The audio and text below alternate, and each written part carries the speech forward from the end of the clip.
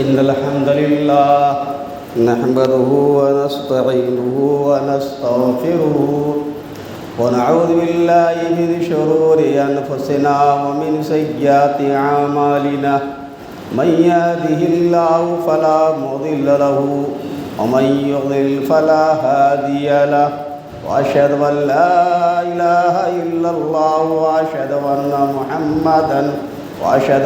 محمدا عبده ورسوله يا أيها الذين آمنوا اتقوا الله حق تقاته ولا تموتن إلا وأنتم مسلمون يا أيها الناس اتقوا ربكم الذي خلقكم من نفس واحدة وخلق منها زوجها وبث منهما رجالا كثيرا ونساء واتقوا الله الذي تساءلون به والأرحام إن الله كان عليكم رقيبا يا أيها الذين آمنوا اتقوا الله وقولوا قولا سديدا يصلح لكم أعمالكم ويغفر لكم ذنوبكم ومن يطع الله ورسوله فقد فاز فوزا عظيما أما بعد فإن خير الحديث كتاب الله وخير الهدي هدي محمد صلى الله عليه وسلم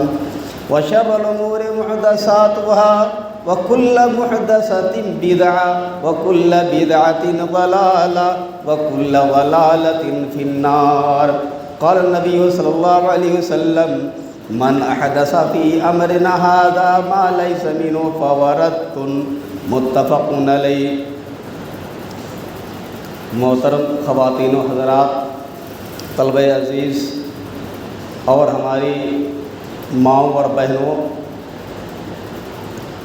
یہ ربیع الاول کا مہینہ چل رہا ہے۔ میں چاہتا ہوں اس میں ہونے والی جو رسم ہے اس سلسلے میں کچھ آپ حضرات کے سامنے روشنی ڈالی جائے۔ حضرات، یہ وہ مہینہ ہے جس میں آپ صلی اللہ علیہ وسلم کی پیدائش ہوئی، لیکن آپ صلی اللہ علیہ وسلم 8 ربیع الاول کو پیدا ہوئے کہ 9 ربیع الاول کو پیدا ہوئے کہ 12 ربیع الاول کو پیدا ہوئے؟ صحیح بات یہ ہے اللہ کے رسول صلی اللہ علیہ وسلم کی پیدائش 9 ربیع الاول کو ہوئی ہے۔ سوموار کے دن اللہ کے رسول صلی اللہ علیہ وسلم پیدا ہوئے۔ سوموار کے دن غار حرا میں آپ نبی بنائے گئے۔ سوموار کے دن آپ صلی اللہ علیہ وسلم مکہ المکرمہ سے مدینہ منورہ ہجرت کرنے کے لیے غار ثور میں چھپے تھے۔ سوموار ہی کا دن تھا جب آپ صلی اللہ علیہ وسلم اس دار فانی سے کوچ کیے۔ گویا کہ سوموار کا دن بڑی اہمیت کا حامل ہے۔ محمود پاشا فلکی مصری عالم کی تحقیق کے مطابق، جو فلکیات کا بڑا ماہر، جو ریاضیات اور حساب کا بڑا ماہر، اس نے یہ ثابت کر دیا ہے کہ اللہ کے رسول محمد صلی اللہ علیہ وسلم کی پیدائش 20 یا 22 اپریل 571 عیسوی کے اندر شیب بنی ہاشم مکہ المکرمہ کے اندر ہوئی ہے، اور وہ 9 ربیع الاول تھا، کیونکہ اس سال عام الفیل ہاتھی والوں کا واقعہ جس سال پیش آیا ہے، عام الفیل سن 1 میں ربیع الاول کے مہینے میں 12 ربیع الاول کو سوموار کا دن نہیں پڑا تھا بلکہ 9 سوموار کا دن پڑا تھا۔ 12 ربیع الاول کا دن، 12 ربیع الاول سوموار کو تاریخ نہیں پڑی تھی، لہذا جو لوگ کہتے ہیں کہ 12 ربیع الاول کو آپ صلی اللہ علیہ وسلم پیدا ہوئے، یہ بے بنیاد اور باطل بات یہ ہے۔ حضرات، بہرحال تاریخ وفات میں ہر ایک متفق ہے۔ چند سالوں پہلے 12 وفات کا بینر لے کر کے ہمارے بھائی حضرات روڈوں پر گھومتے تھے، اب عید میلاد النبی کے نام سے گھومتے ہیں۔ سوچنے والے مقام ہے، اللہ کے رسول صلی اللہ علیہ وسلم کی وفات جس دن ہوئی ہے 12 ربیع الاول کو سب کا متفقہ فیصلہ ہے اور ہم جشن منائیں، خوشیاں منائیں، یہ غیر معقول بات ہے۔ اللہ کے رسول صلی اللہ علیہ وسلم کی جو وفات ہوئی، صحابہ کرام پہ غموں کا پہاڑ ٹوٹ گیا۔ فاطمہ رضی اللہ تعالی عنہا گویا کہ یتیم ہو گئی، حسن حسین رضی اللہ عنہما نانا سے محروم ہو گئے، ازواج مطہرات امہات المومنین بیوہ ہو گئی، اور فاطمہ رضی اللہ تعالی عنہا نے جو جملہ کہا تھا وہ سننے کے لائق جملہ ہے، کہا تھا یا ابتاه اجاب ربا دعاه یا ابتاه من جنت الفردوس ماواه یا ابتاه الى جبریل ننعاه۔ ہائے ابو جنہوں نے اپنے رب کی پکار پہ لبیک کہا، ہائے ابو جن کا ٹھکانہ جنت الفردوس ہے، اور ہائے ابو ہم آپ کے مرنے کی اطلاع جبرائیل کو دیتے ہیں۔ یہ فاطمہ رضی اللہ تعالیٰ عنہ کا جملے تھے۔ فاطمہ رضی اللہ تعالیٰ عنہ رو رہی تھی، گویا کہ یتیم ہو گئی۔ حسن حسین رضی اللہ عنہما نانا سے محروم ہو گئے۔ صحابیات رو رہی ہیں، صحابہ کرام پر غموں کا پہاڑ ٹوٹ پڑا ہے، امہات المومنین بیوہ ہو چکی ہیں، ازواج مطہرات بیوہ ہو چکی ہیں، لیکن بریلیوں نے مارا اس 12 ربیع الاول کو جو وفات کا دن ہے جشن بنا دیا۔ حضرات گرامی، یہ سوچنے کی بات یہ ہے کہ خوشی یعنی غمی کے دن خوشی منائیں۔ اور سن لو، اسلام کے اندر 2 ہی عید ہیں، تیسری کوئی عید اسلام کے اندر نہیں ہے۔ اللہ کے رسول صلی اللہ علیہ وسلم جب ہجرت کر کے مدینہ منورہ پہنچے، آپ نے دیکھا صحابہ کرام کو، آپ نے دیکھا مدنی حضرات کو، آپ نے انصار کو دیکھا، وہ خوشیاں منا رہے تھے۔ آپ نے فرمایا ما هذان اليومان، ارے وہ 2 دن کیا ہیں؟ کہا صحابہ کرام نے كنا نلعب فيهما في الجاهلية، فقال نبی صلی اللہ علیہ وسلم ان اللہ قد ابدلکم بہما خیرا منہما وہما عید الاضحیٰ وعید الفطر۔ مدینہ منورہ گئے، آپ نے دیکھا مدینہ منورہ کے صحابہ کرام 2 خوشیاں مناتے ہیں، 2 دن خوشی مناتے ہیں۔ آپ نے کہا یہ کیا؟ صحابہ کرام نے کہا ہم جاہلیت میں ان 2 دنوں کے اندر کھیلا کرتے تھے۔ اللہ کے نبی صلی اللہ علیہ وسلم کا جملہ سنو، آپ نے فرمایا یقین اللہ تعالیٰ نے ان 2 دنوں کو تمہارے 2 دن سے بدل دیا ہے۔ وہ کیا؟ عید الفطر اور عید الاضحیٰ۔ معلوم یہ ہوا کہ اسلام کے اندر تیسری کوئی عید نہیں ہے، اور اگر کوئی شخص کہتا اسلام کے اندر تیسری عید ہے، واللہ اگر یہ عقیدہ رکھنے والا جو کہتا ہے اسلام کے اندر تیسری عید ہے، وہ اللہ کی توہین کر رہا ہے، اس کے رسول کی توہین کر رہا ہے، اور وہ کہنا چاہتا ہے کہ اللہ اور اس کے رسول نے اس بات کو چھپایا ہے۔ نعوذ باللہ من ذالک، اللہ اور اس کے رسول نے کوئی بات چھپائی نہیں ہے۔ تو یہ عقیدہ رکھنا اسلام کے اندر تیسری عید ہے، اللہ کی توہین ہے، رسول کی توہین ہے۔ اور آگے بڑھتے ہیں، آپ صلی اللہ علیہ وسلم نے فرمایا، سوال کیا کہ اللہ صلی اللہ علیہ وسلم سألنا رسول اللہ صلی اللہ علیہ وسلم من خیر الناس، غور سے سنیے گا، قال انا ومعیہ، قیل ومن، قال ثم الذین علی الاثر، قیل ومن، قال ثم الذین علی الاثر، قیل ومن، فرفضہ فی الرابعہ۔ رواہ احمد، امام احمد بن حنبل نے اپنی مسند کی حدیث کو روایت کیا، علامہ البانی رحمہ اللہ نے کو صحیح قرار دیا ہے۔ آپ سے سوال کیا گیا، صحابہ کرام کہتے ہیں اللہ کے رسول صلی اللہ علیہ وسلم بہتر لوگ کون ہیں؟ آپ نے کہا کیا کہا؟ میں اور میرے جو ساتھ ہیں۔ پھر فرمایا گیا پھر کون لوگ بہتر ہیں؟ آپ نے فرمایا ثم الذین علی الاثر، پھر جو ان کے نقش قدم پر چلتے ہیں۔ پھر فرمایا گیا اور کون لوگ اچھے ہیں؟ آپ نے کہا پھر جو ان کے نقش قدم پر چلتے ہیں۔ پھر کہا گیا اور کون لوگ اچھے ہیں؟ فرفضہ فی الرابعہ، چوتھی بار آپ نے انہیں ردی کی ٹوکری میں ڈال دیا کہ آپ نے کہا آپ خاموش رہے.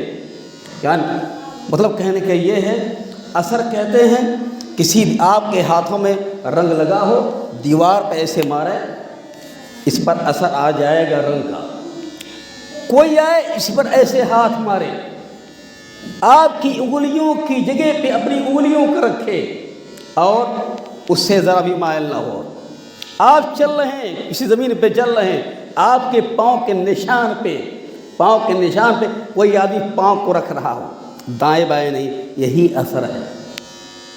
تو معلوم یہ ہوا صحابہ کرام کا زمانہ سب سے بہتر زمانہ، تابعین کا زمانہ سب سے بہتر زمانہ، تبع تابعین کا زمانہ سب سے بہتر زمانہ، اور یہی لوگ سلف ہیں.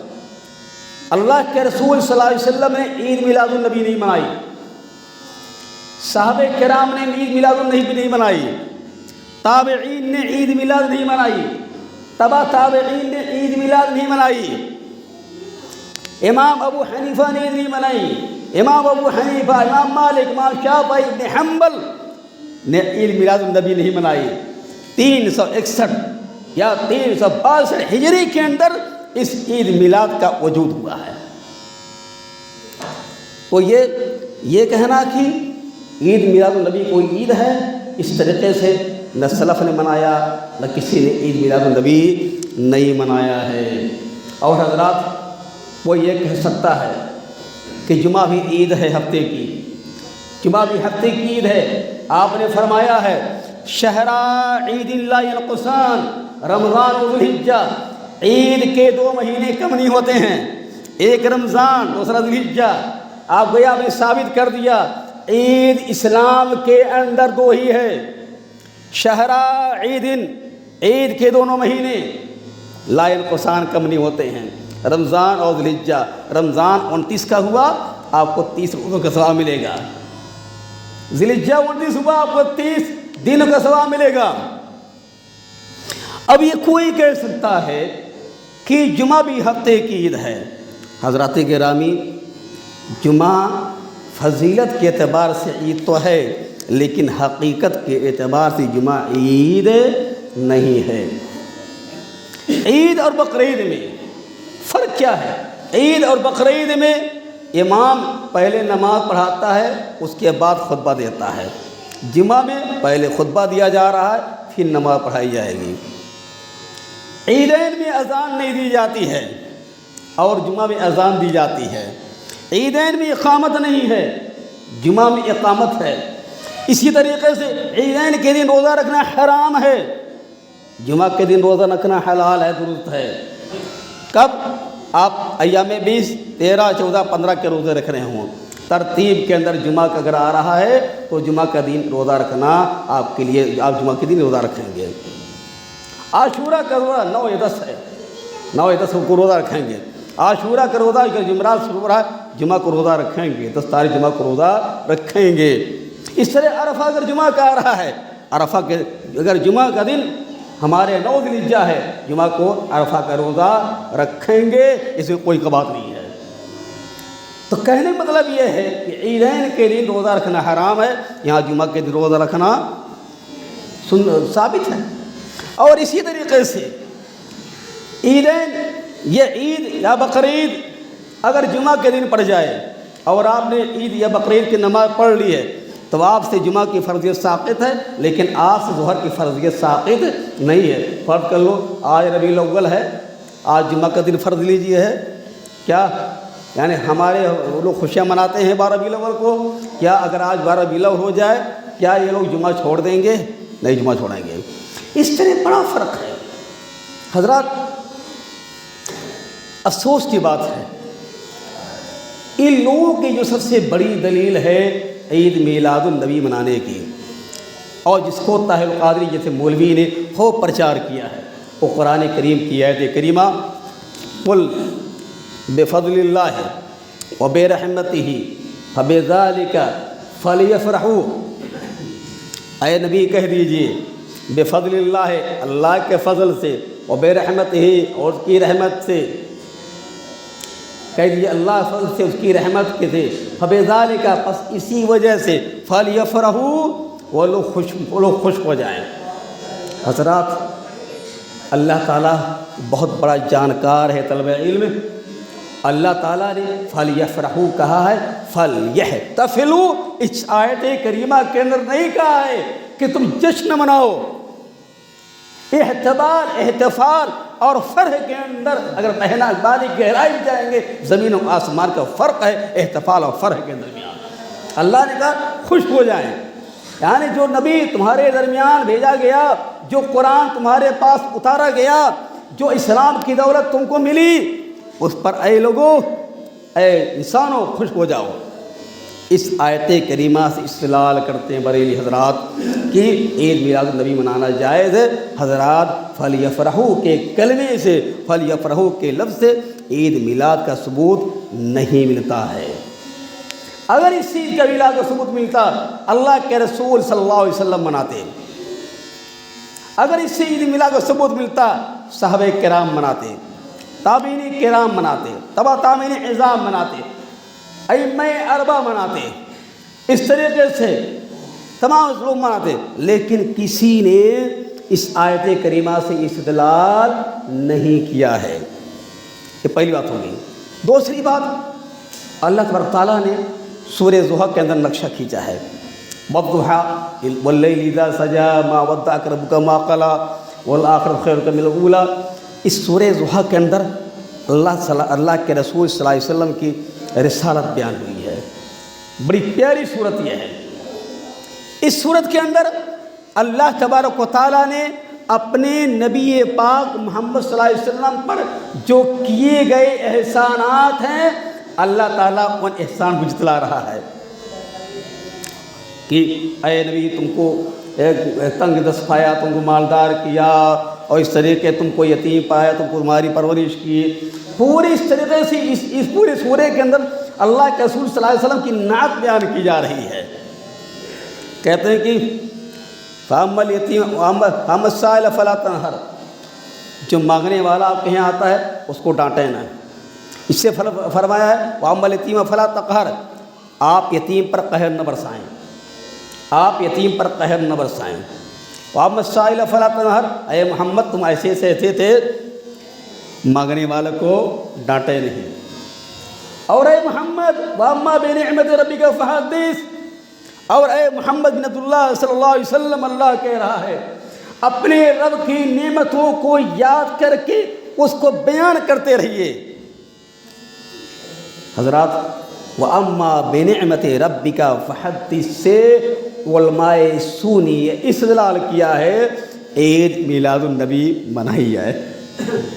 یہ عجیب و غریب رجحان ہے، یہ عجیب و غریب عالم ہے کہ اس سے عید میلاد النبی منانے کا یہ لوگ ثبوت پیش کرتے ہیں، حالانکہ ایسی بات نہیں ہے، ایسی بات نہیں۔ اس تفسیر دیکھیں، ایسی بات نہیں ہے۔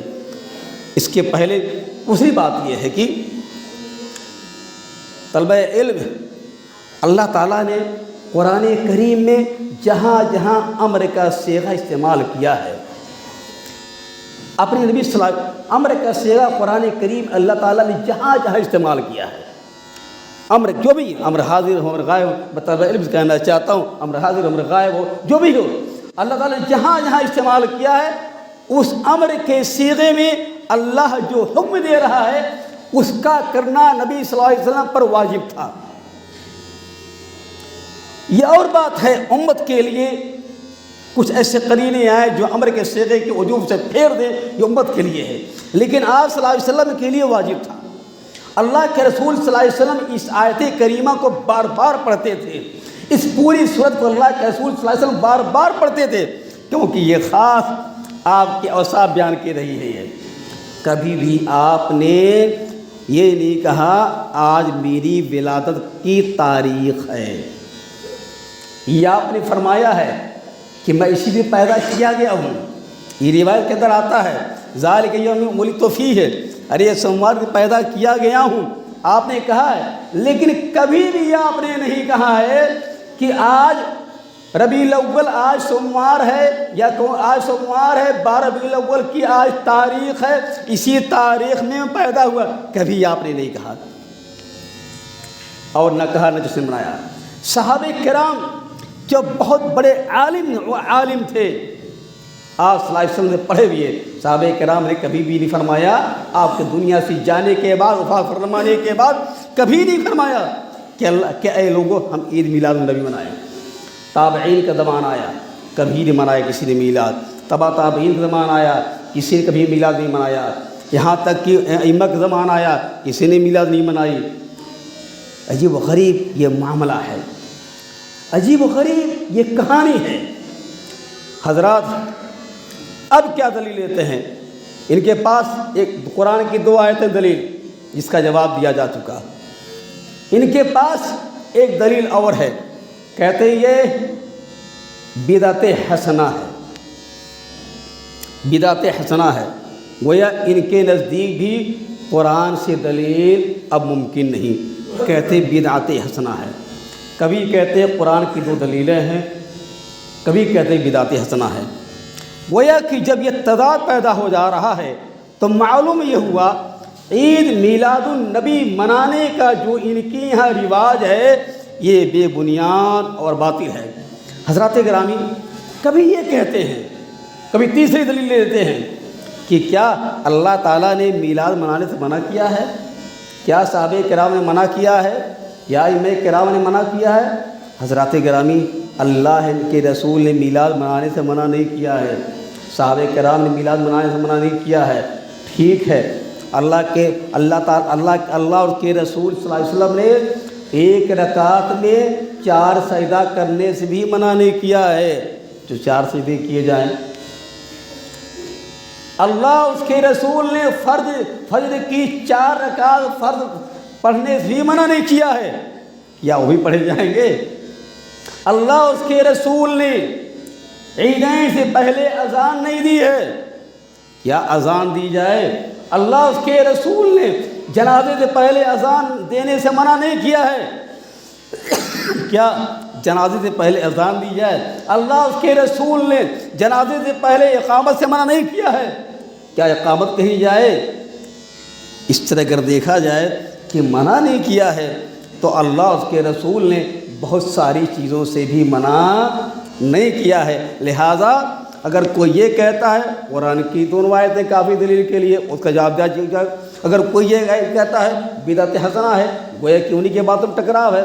اور اگر کوئی یہ کہتا ہے کہ اللہ اس کے رسول صلی اللہ علیہ وسلم نے منع نہیں کیا ہے تو ٹھیک ہے، ہم انہی سے کہتے ہیں آپ جنازے میں اذان دیں، کیونکہ اذان سے بھی اگر آپ یہ کہتے ہیں کہ یہ عید میلاد النبی منانے سے اللہ کے رسول کی شان میں بلندی پیدا ہوگی،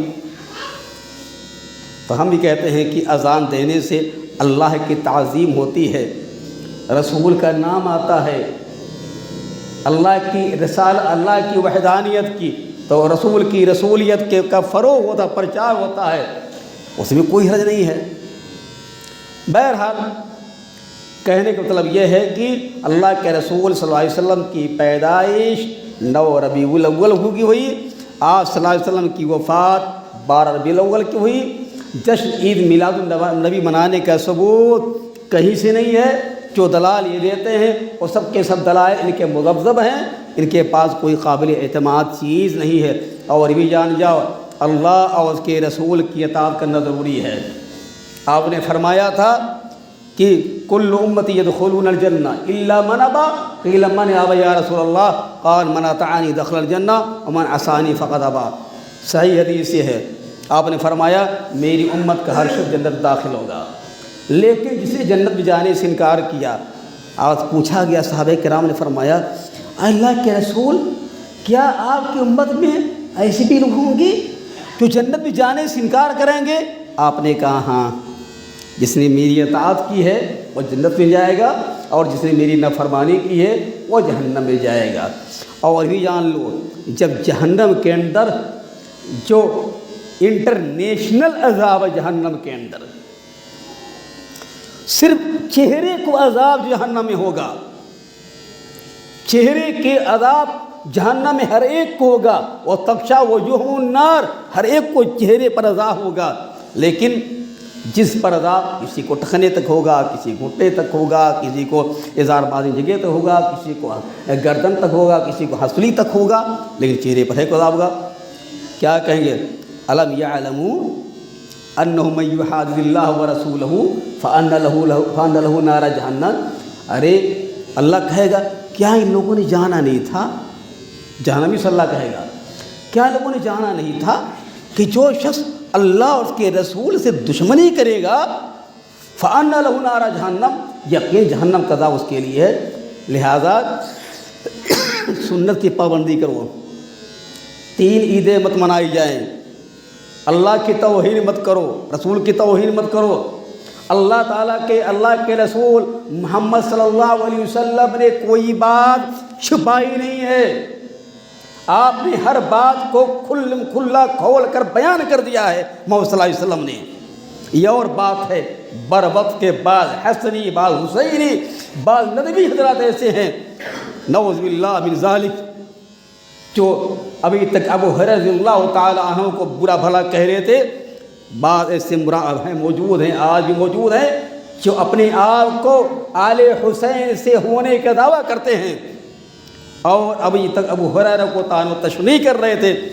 اب وہ کہنے لگا، بندہ کہنے لگا، اللہ اس کو ہدایت دے، کہ اگر میں منافق صحابہ پہ لگاتار بولوں تو 1 مہینہ تک بولتا رہ جاؤں گا. نعوذ باللہ من ذالک. اللہ تعالی ہمیں اور آپ کو صحیح بات سمجھنے کی اور اس پر عمل کرنے کی توفیق دے.